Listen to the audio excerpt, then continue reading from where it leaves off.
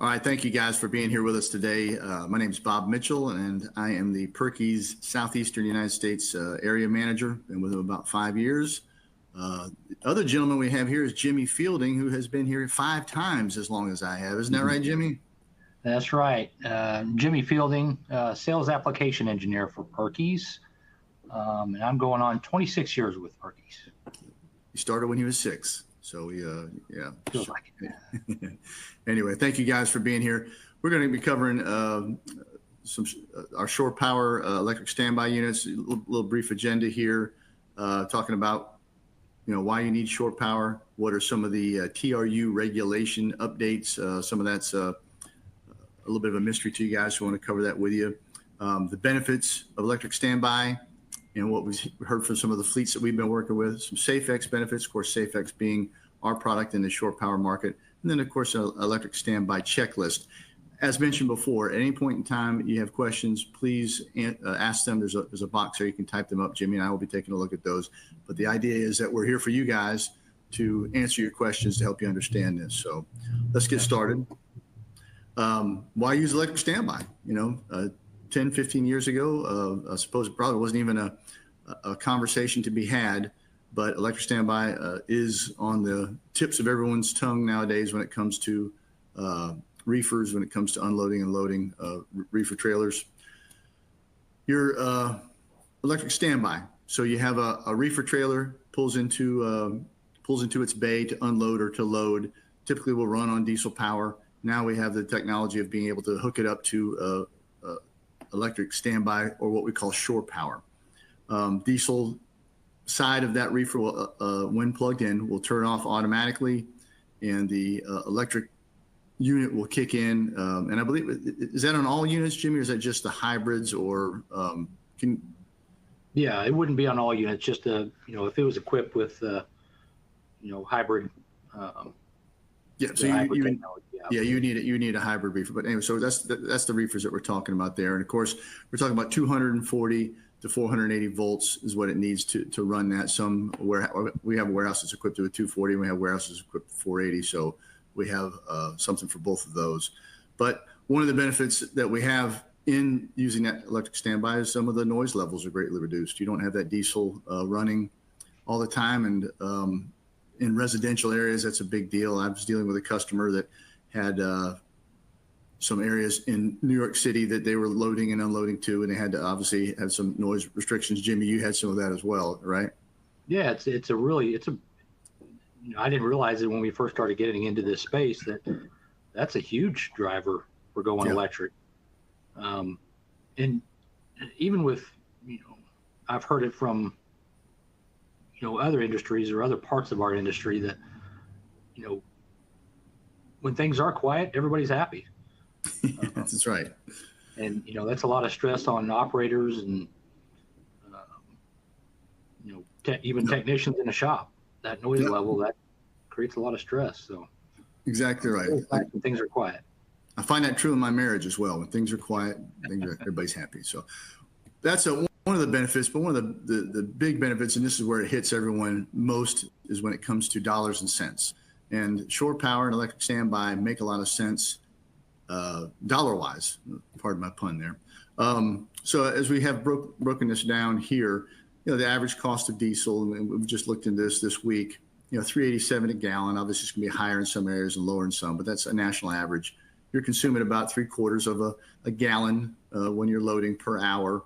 So it's costing you $2.90 per hour. If your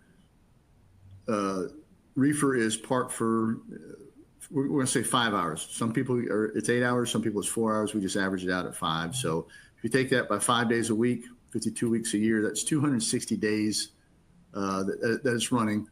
That diesel trailer is going to cost you $3,773.25 over the course of that year in diesel fuel costs.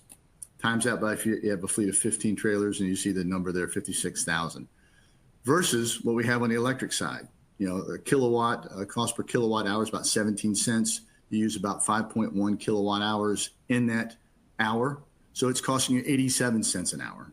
Times in that, of course, by the 5 hours of the day, 260 days. that electric unit's only costing you $1,127. So just one truck is saving you about $1,600 per year. And of course, over the course of 15 trailers, it's going to save you about $40,000. So that is where people perk their ears up. That's where people start getting interested in, hey, we need to start electrifying our warehouses, or electrifying our fleets to be able to save some of that money. And there again, this is national average. If you're in California, this thing goes way up. If you're in New York City, whatever it may be, where your diesel costs are higher, it's going to be higher.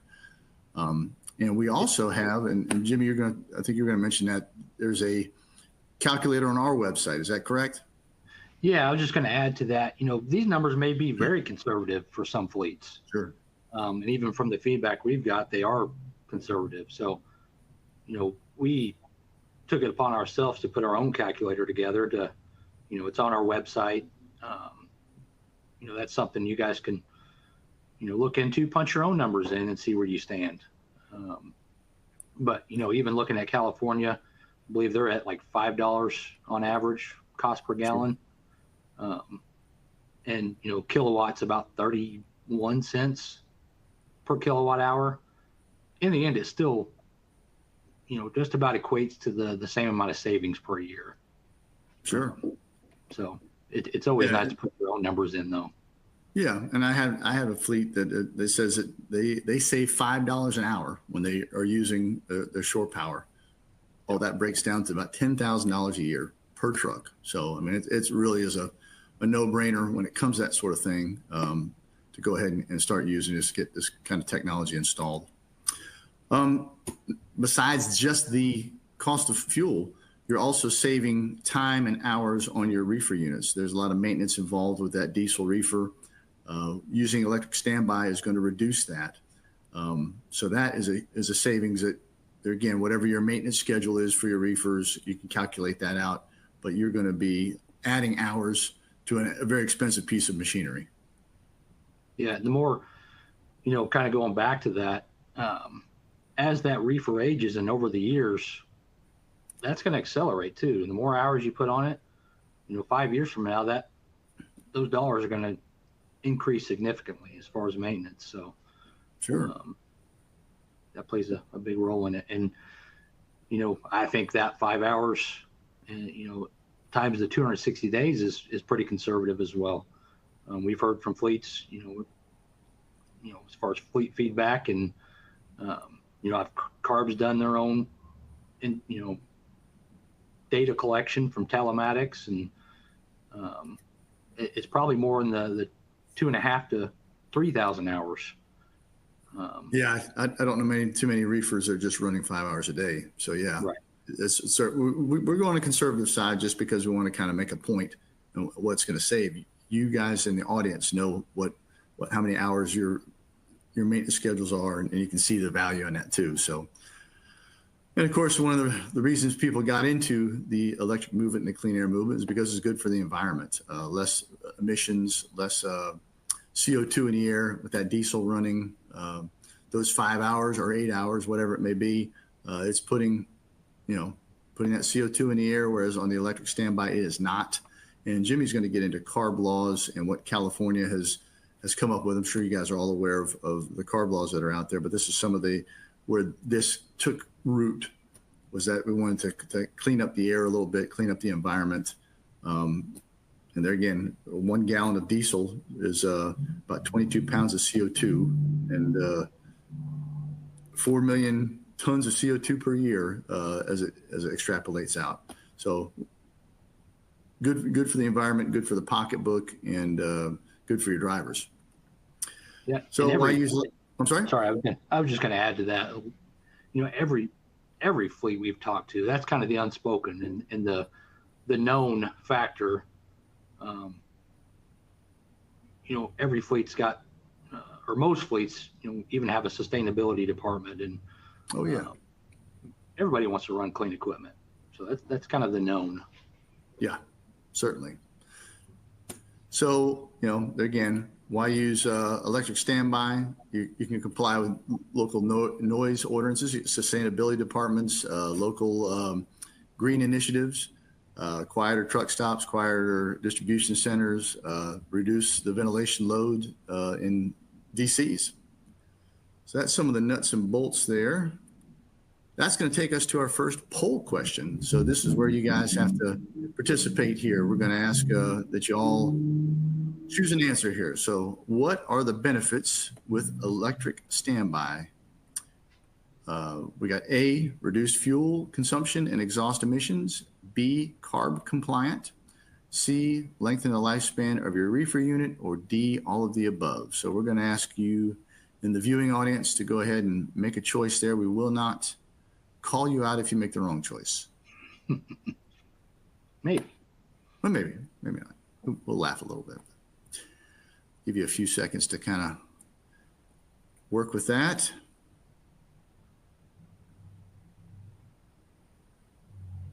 Let's see what kind of answers we have here.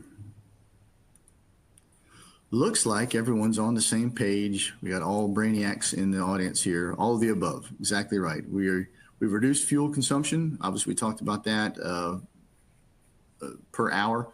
It is carb compliant, and then it does lengthen the lifespan of your reefer unit. You're going to get more hours out of it. So yes, these are all benefits of a reefer using electric standby. And a better answer for carb compliant probably would have been carb readiness. And we'll kind of go over that in the next section here. Sure. Speaking of the next section, Jimmy. All right. Thank you, Bob. Yeah. Kind of a great overview of electric standby, shore power. Now we'll kind of dive a little bit into regulations, carb regulations, and then kind of go into some some customer or fleet feedback. Starting with the regulations, what fleets thought was coming. Obviously, CARB took a very aggressive approach.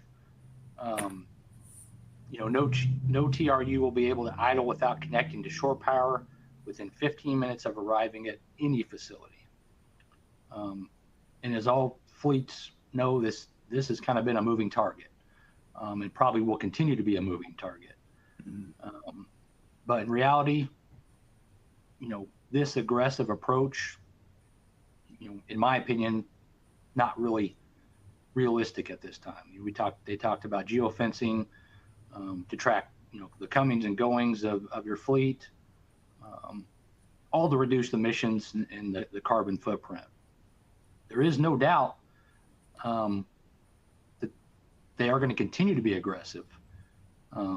But kind of going into the next slide here, currently there is no federal mandate for electric standby. But plug-in use is highly encouraged.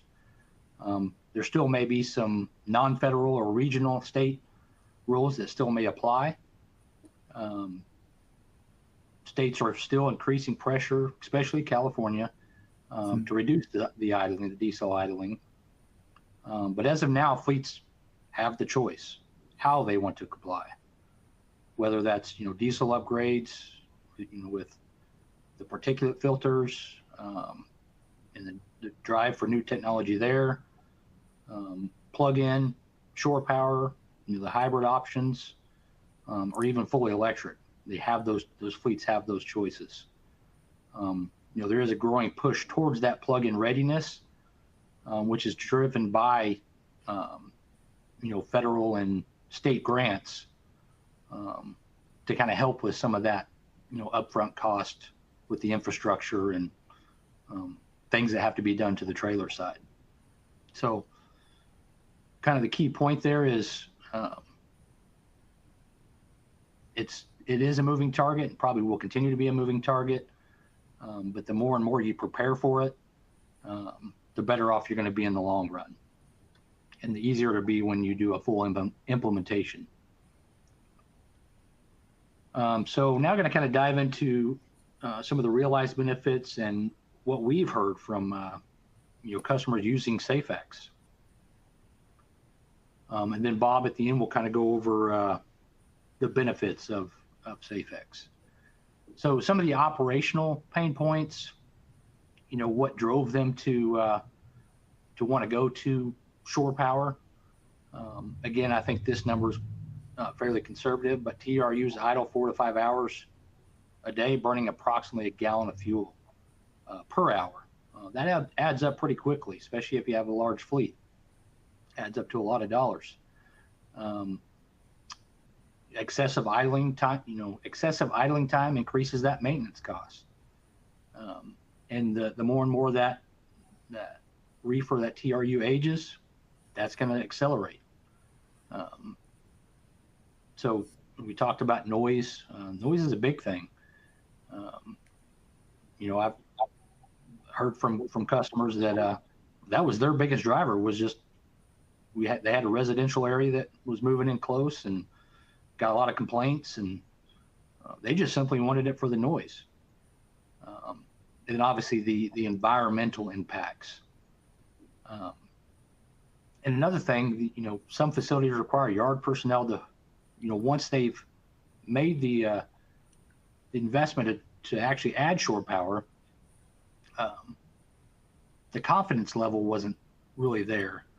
So they actually had I was going to jump in there, Jimmy, and I have a customer that they had a lot of drivers pulling off with their shore power and tearing it up and leaving behind wires and whatever. So they decided, hey, what we're going to do is we're going to have our guy, when he pulls into the dock, we're going to have one of our yard guys come out and plug them and unplug them. So it takes it out of the driver's hands, which seemed like a reasonable solution. But now you've got drivers that are waiting for Rodney here to come out and unplug or plug them in, and he's doing something else, and may take him, he's got to get on the golf cart and come over to where you're at. And, so hours of lost time, and Rodney gets frustrated, drivers get frustrated.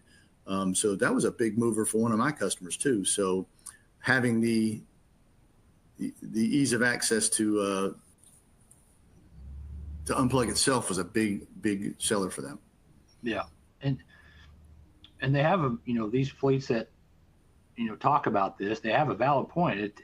We're talking very high voltage, the 240 or the 480 volts.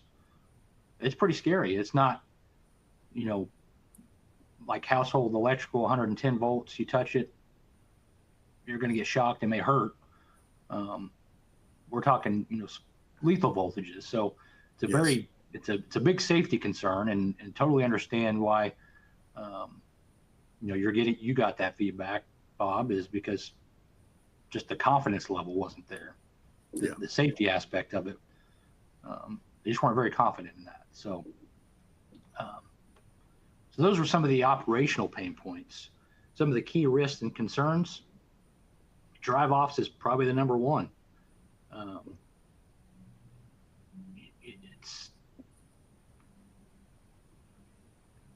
Talking about drivers, basically they have to get out, unplug that connector, and plug it back in. That don't happen every time, so it's something they have to physically do. There's risks involved in drivers getting out and plugging in and unplugging. Again, it goes to that confidence level. The high voltage can be pretty dangerous. Another concern was the arcing, from the connectors. Anytime you're removing a device or a connector from any kind of voltage, you're going to, obviously you're going to see a spark if it's still powered up, because it wants to jump that air gap and stay powered. That happens a little more aggressively when you're talking 240 or 480 volts.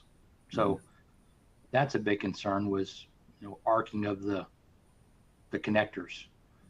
The infrastructure in itself varies. Not all facilities are wired the same. So that's a concern. You're kind of going into some of the real world savings and benefits of using SAFEX. This is all feedback from the customer level, the fleet level. One fleet is saving $40 in fuel every 8 hours of loading. Again, this one's actually running 8 hours, which roughly $10,400 annual savings per truck per year. That's just one truck. Reducing connector damage. One fleet was spending over $700 a year on burnt connectors. And that was just simply plugging and unplugging while it was continue to have power. With SAFEX, it's cleaner, safer, more intuitive for the driver. You can see in this little video here. This is one configuration where we tie into the brake release, the emergency brake release. Driver doesn't have to get out, and that plug automatically ejects. Bob's going to kind of go into more of the details on that, but and even on that $700 in burnt connectors, the way they had that set up was they just had the plug at the end of the truck. So when the driver drove off, it would unplug, kind of like you pull your lamp out at the house. You grab the cord and you pull it. And that's where the arcing happened. Kind of what you were just speaking of, Jimmy. The electricity is going to find a way. And if it's not cut off before you unplug, then obviously when they're pulling that plug out, it caused those arcing issues and burned up ends all the time. So that's where that $700 a year just in burnt connectors came from, because they didn't have a cutoff solution. Absolutely. It wants to stay powered on. So that's where you get that really aggressive spark. So some of the implementation realities, some of the feedback we received from fleets is shore power tends to be, kind of an all or nothing at a facility. It doesn't have to be, but that's kind of the way they looked at it. And what I mean by that, the more shore power bays you have, or that you have equipped those bays with, the more electric standby utilization you have. If you have some bays that don't have it, and you have a trailer that's got a hybrid, they cannot back into that and plug it in, and they have to run off diesel. So, saying all or nothing, that just the flexibility around it. Some other feedback we received is, some of the fleets that are just kind of winging it, learning as they go. But you really need to start with, you must assess power availability and the grid capacity before adoption. That's a pretty big spend if you have to upgrade the infrastructure at your facility. So, assessing that from the get-go will help you out tremendously. It requires, a lot of coordination with your utility provider, again, who can help you out with how much grid capacity you have and available power at your facility. It requires a licensed electrician, to do any kind of work at your facility. And it requires a licensed electrician to install, the SAFEX. So having a good electrical contractor partner is key. Having good communications and good relationships with your TRU OEMs, especially when it comes to being compliant with their warranty policies, and running that TRU off diesel versus electric, because I know that plays a big role in what your warranty ends up being. And just having a really good relationship with your trailer OEMs. They need to fully understand your operation when they go to when they install a SAFEX system. Just having those good relationships and doing all that up front will make it so much easier when you to go implement SAFEX. And Jimmy, speaking of implementation, we talked about some of the costs and associated with that and the availability and grid capacity. Your local power company may have some tax dollars available to help you with that. I know with Georgia Power, they are encouraging fleets to go green. So therefore, there are some tax breaks for them if they install these sort of things. They'll help you out with the installation costs. So it's not as cost prohibitive as you may think it is, depending on where you live, and having that relationship with your local power supplier could be an avenue to help offset some of those costs. Absolutely. And a lot of this is just from what we've learned working with fleets who added, our SAFEX. That's something we can help you with. It's not a, going, I don't want to say going green, but, increasing sustainability is a big thing. Seems like, a lot of fleets already have hybrid electric reefers that just simply don't utilize the electric portion of it. So that's kind of the low-hanging fruit to increase those sustainability numbers. But, from our experience, and that's something we can help you out with, starting out by, building these relationships with the trailer OEs, the TRU OEs, finding a good electrical contractor, doing all that up front will make this process a lot easier. And again, that's something we can help with. Okay, so we're going to go into the next poll question. What is the average fuel consumption of a reefer or TRU? A, 2 gallons per hour. B, 0.25 gallons per hour. C, 0.75 gallons per hour. And we'll give you a few seconds here to answer.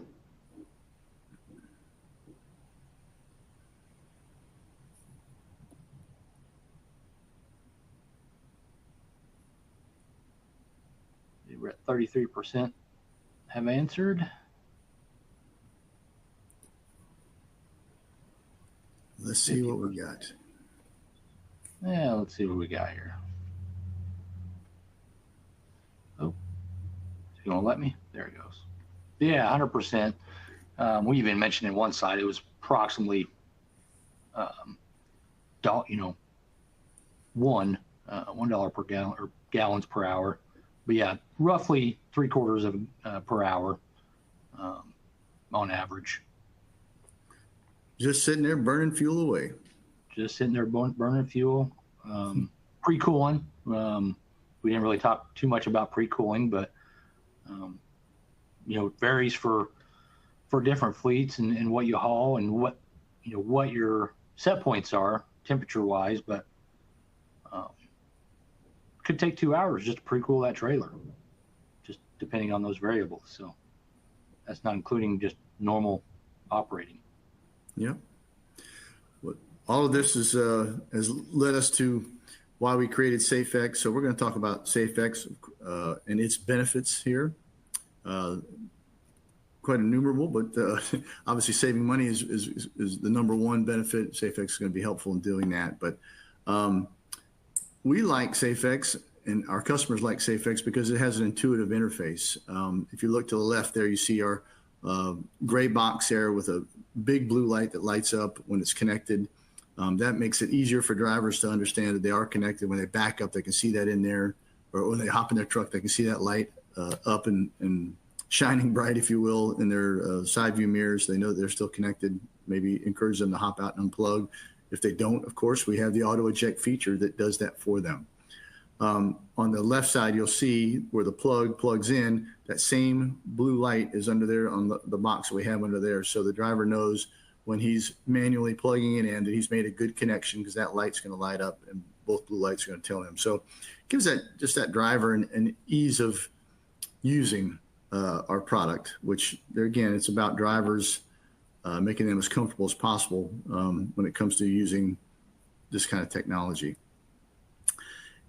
And speaking of that, so we have two setups here. One is a customer of mine on the right, and then of course there's the SAFEX setup there. When I was talking about with driver confidence, the unit on the right, drivers would back in, but they wouldn't plug in. And when I talked to the general manager at the place, or I talked to the yard manager at the place, he's like, yeah, our drivers are scared of that thing. As you can see, the cable's laying in the ground. There's no retention for it.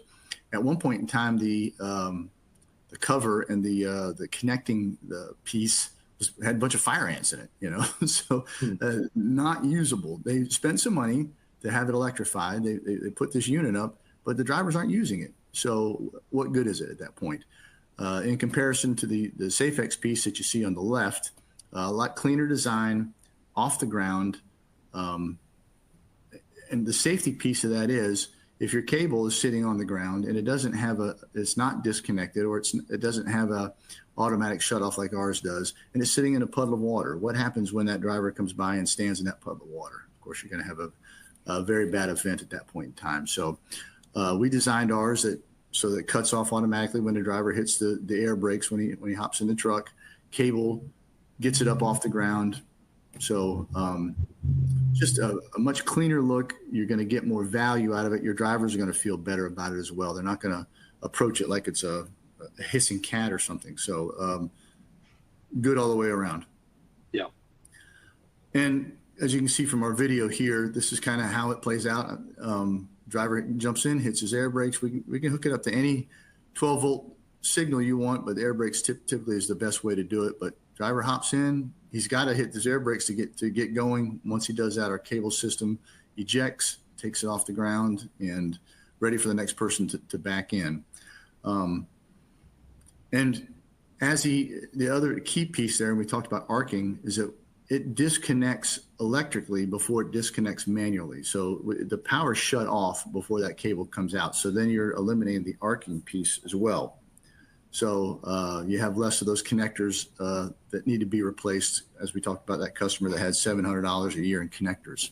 So our system eliminates both of those concerns. We also have that flip cover that comes down to kind of protect everything once it ejects. That's right. And there's a cover on the top of our plug that's on the wall as well. So it's safe from the rain, safe from the weather kind of thing. It's just, it works all the way around.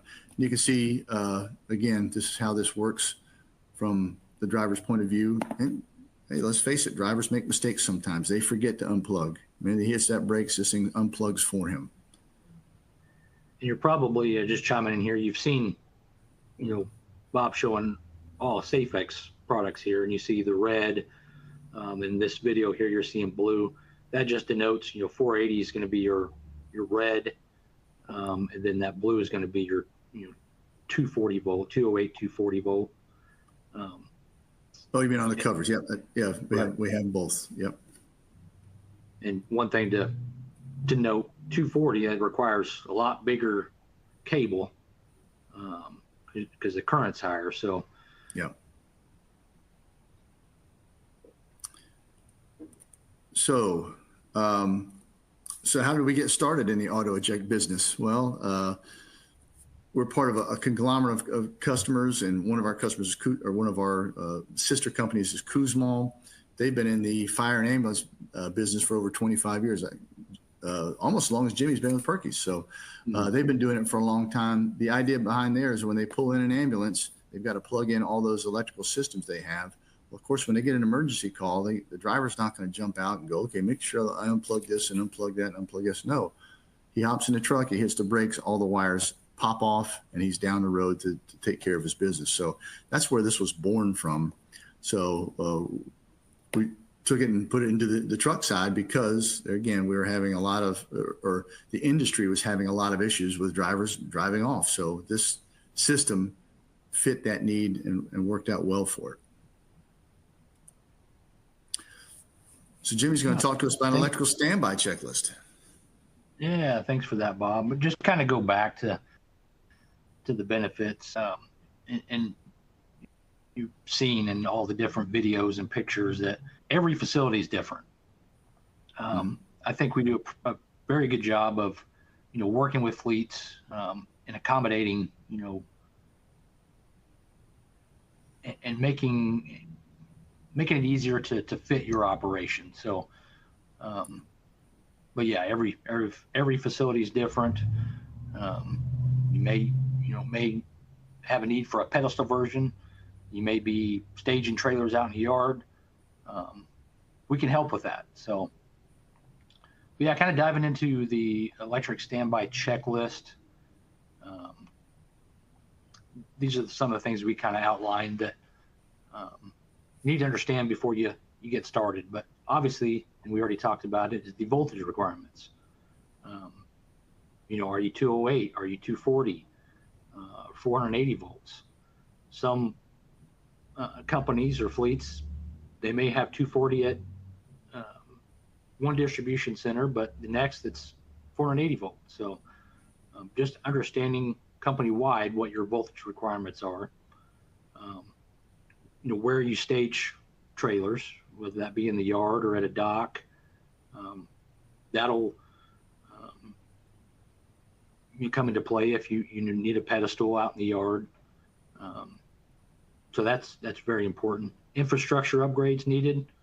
Again, we talked about the federal and state grants that are available, because that could be a pretty big spend if you don't already have that infrastructure in place. So fourth, being in coordination with the safety department.